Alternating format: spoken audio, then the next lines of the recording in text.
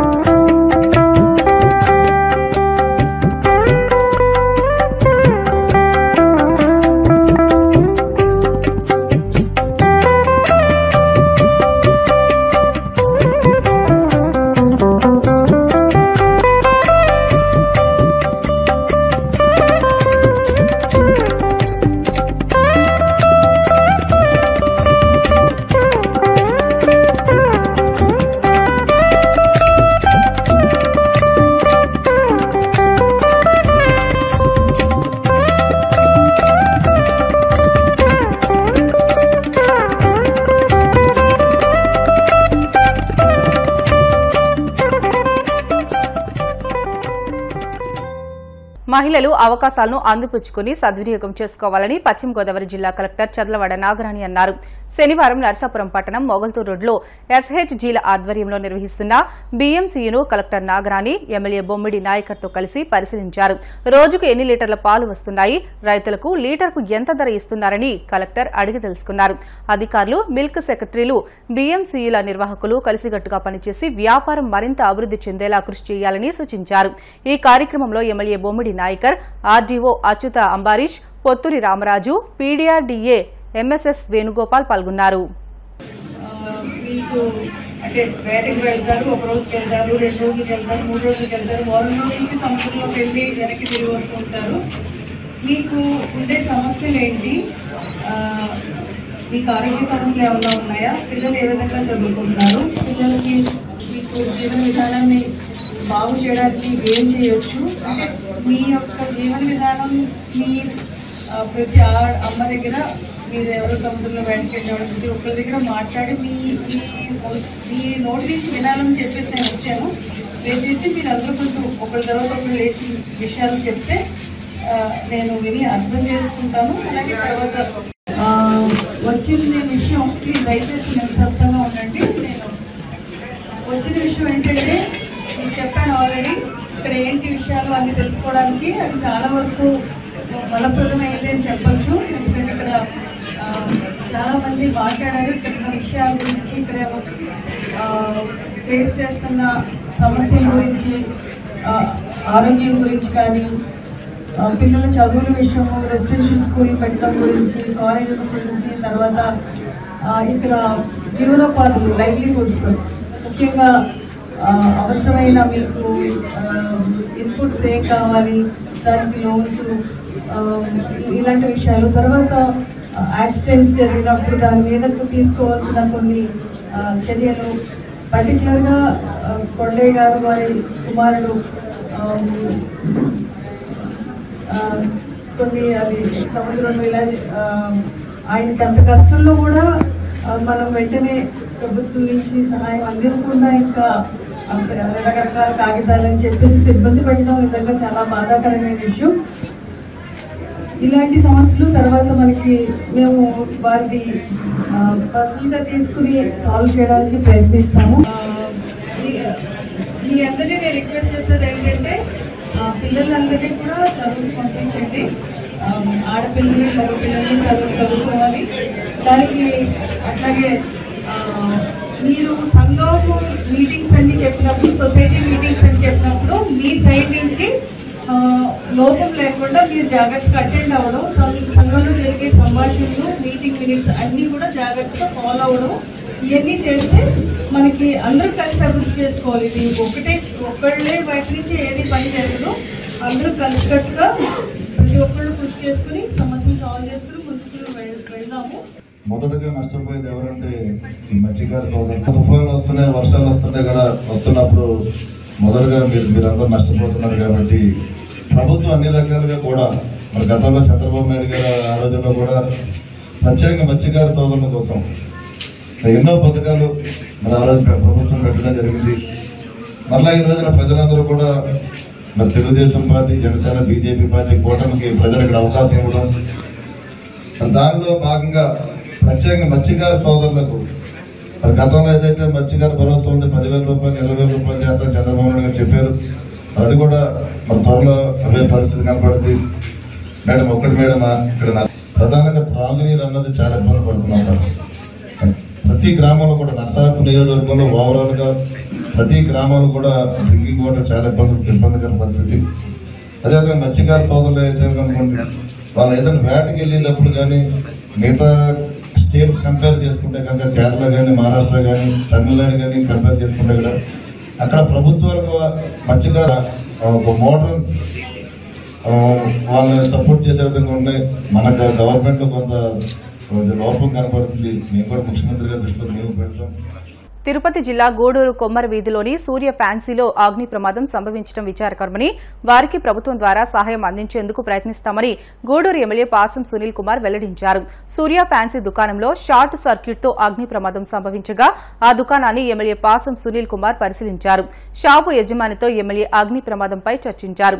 Fire సిబ్బంది సకాలంలో స్పందించలేదని స్థానికులు తెలియజేయడంతో వారిపై ఎమ్మెల్యే ఆగ్రహం వ్యక్తం చేశారు. ఎమ్మెల్యే సునీల్ కుమార్ మాట్లాడుతూ పట్టణంలో పేరు పొందిన సూర్య ఫ్యాన్సీ అగ్ని ప్రమాదం సంభవించడం బాధాకరమని, బాధితులకు సహాయం అందించేందుకు ప్రయత్నిస్తామని తెలిపారు. గూడూరుకు మరో ఫైర్ ఇంజిన్ ఏర్పాటు చేయిస్తామని, వ్యాపారులు తమ షాపులకు ఇన్సూరెన్స్ చేయించుకోవాలని సూచించారు. టౌన్లో ఉన్నటువంటి ఒక మంచి సెంటర్లో మంచి పేరు కలిగినటువంటి సూర్య ఫ్యాన్స్ ఈరోజు షార్ట్ సర్క్యూట్ వల్ల దగ్ధమైంది. దాదాపు ₹1,00,00,000 ఆస్తి, మొత్తం మెటీరియల్ అంతా కూడా కాలిపోవడం జరిగింది. విచిత్రం ఏంటంటే ఫైర్ సర్వీస్ నిర్లక్ష్యం వల్ల పై 2 అంతస్తులు కూడా మళ్ళీ తగలబడ్డాయి. వాళ్ళు ముందుగానే అలర్ట్ అయి ఉంటే ఇక్కడికే ఆగుండు. వాళ్ళు పైపు లేవని కొంతమంది, అలాగే కొంత నీళ్ళు లేవని కొంతమంది రకరకాల సాకులు చెప్పి ఈరోజు వాళ్ళ నిర్లక్ష్యానికి 2 అంతస్తులు కాలే.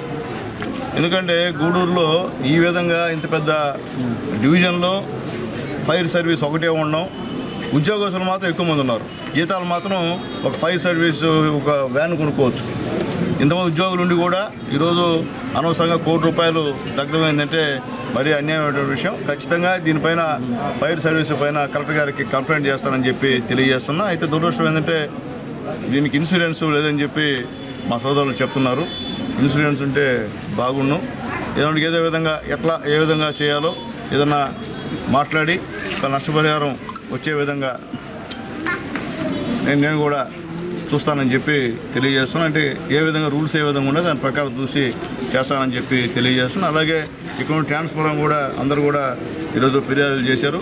అది ఎప్పుడు తరచూ అక్కడ మంటల రేగడం, అలాగే శబ్దాలు రావడం రకరకాలది. ఏడీ గారు కూడా వచ్చిన్నారు. ఏడీ గారికి కూడా చెప్తున్నాను, దీన్ని ఒక వారం లోపల కొత్త ట్రాన్స్ఫారం పెట్టాల్సిందిగా కోరుతున్నాం. అలాగే డిష్ టౌన్లో ఏర్పాటు చేసేందుకు ఖచ్చితంగా లోకేష్ బాబు గారితో మాట్లాడి, అవసరమైతే ముఖ్యమంత్రి గారితో మాట్లాడి ఇంకొక ఫైర్ సంబంధించినటువంటి ఈ వ్యాన్ని వచ్చే విధంగా కృషి చేస్తానని చెప్పి తెలియజేస్తూ, ఈ విషయంలో మేము బాధపడుతున్నాం.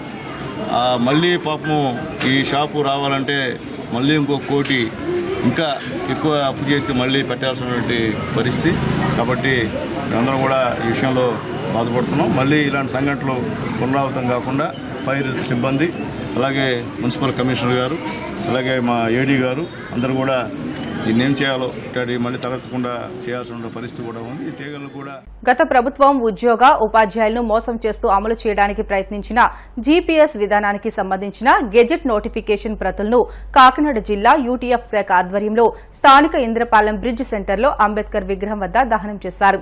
ఈ సందర్భంగా యూటీఎఫ్ కాకినాడ జిల్లా అధ్యక్షులు నగేష్ మాట్లాడుతూ ఎన్నికల సమయంలో అనేక సందర్భాల్లో జీపీఎస్ విధానం మీద ఉద్యోగ ఉపాధ్యాయులతో చర్చించి అందరికీ ఆమోదయోగ్యమైన విధానాన్ని తీసుకువస్తామని కూటమి నాయకులు చెప్పారని, కానీ ఇప్పుడు ఏకపక్షంగా గత ప్రభుత్వం అమలు చేయడానికి సిద్దం చేసిన జీపీఎస్ విధానానికి సంబంధించిన గెజిట్ ను విడుదల చేయడాన్ని ఖండిస్తున్నామని అన్నారు. రాష్ట ప్రభుత్వం జీపీఎస్ గెజిట్ ను రద్దు చేయాలని, పాత పెన్షన్ విధానాన్ని పునరుద్దరించాలని, ఉద్యోగ ఉపాధ్యాయులతో చర్చించి అందరికీ ఆమోదయోగ్యమైన విధానాన్ని తీసుకురావాలని వారు డిమాండ్ చేశారు. ఈ కార్యక్రమంలో యూటీఎఫ్ జిల్లా గౌరవ అధ్యక్షులు సాయిరాం, సహా అధ్యక్షులు రమణ, జిల్లా మహిళా సహా అధ్యక్షులు నాగమణి, జిల్లా కార్యదర్శులు సీతారామయ్య, యూటీఎఫ్ నాయకులు, ఉపాధ్యాయులు పాల్గొన్నారు. గత ప్రభుత్వం ఎన్నికల ముందు ఇచ్చిన హామీలను నిలబెట్టుకోకుండా ఉద్యోగుల్ని ఉపాధ్యాయుల్ని మోసం చేస్తూ సిపిఎస్ రద్దు చేస్తామో పాత పెన్షన్ ఇస్తామనే హామీకి భిన్నంగా కొత్తగా సిపిఎస్ అనే పెద్ద ప్రమాదాన్ని ఉద్యోగుల మీద పెట్టింది. దాన్ని ఆ రోజునే వ్యతిరేకించాము. ఉద్యోగులను మోసం చేసింది కాబట్టి ఉద్యోగుల నుంచి తీవ్రమైన వ్యతిరేకతని గత ఎన్నికల్లో ప్రభుత్వం ఎదుర్కొని తన అధికారం నుంచి దిగిపోవాల్సిన పరిస్థితి వచ్చింది. కొత్త ప్రభుత్వం వచ్చిన తర్వాత పోరాటం చేయవలసిన అవసరం తొందరగా వస్తుందని మేము అనుకోలేదు. గత ప్రభుత్వం ఇచ్చిన జీవోని కొనసాగిస్తూ దానికి సంబంధించి గెజిట్ని విడుదల చేయడం ఉద్యోగుల్ని ఉపాధ్యాయుల్ని దగా చేయడం మోసం చేయడమే అని చెప్పి మేము భావిస్తూ ఉన్నాము. అందుచేతనే ఈ పోరాటాన్ని మొదలు పెట్టవలసి వచ్చింది. ఎన్నికల ముందే హామీ ఇచ్చినట్టుగా అందరితో చర్చించి ఆమోదయోగ్యమైన విధానాన్ని తీసుకొస్తామని ఏదైతే చెప్పారో దానికి కట్టుబడి ఉండాలి. ఇచ్చిన గెజిట్ని వెంటనే రద్దు చేయాలి. ఆ రద్దు చేసే వరకు కూడా ఈ పోరాటాన్ని కొనసాగిస్తామని చెప్పి తెలియజేస్తూ పోరాటాన్ని సిద్ధం కావాల్సిందిగా ఉపాధ్యాయులను ఉద్యోగుల్ని డిమాండ్ చేస్తున్నాం. రద్దు చేయాల్సిందిగా ప్రభుత్వాన్ని. వార్తలు ముగించే ముందు ముఖ్యాంశాలు మరొకసారి. వైసీపీ తప్పుడు ప్రచారం చేస్తుందన్న మంత్రి నిమ్మల రామానాయుడు, ఎలాంటి కోతలు లేకుండా తల్లికి వందనం చేపడతామంటూ స్పష్టం.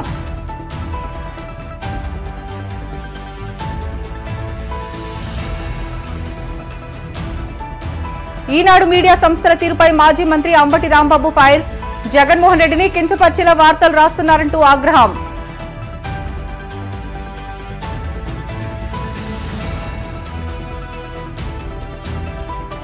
మహిళలు అవకాశాలను అందిపుచ్చుకోవాలన్న కలెక్టర్ నాగరాణి, పాల వ్యాపారం మరింత వృద్ధి చెందేలా కృషి చేయాలని సూచన.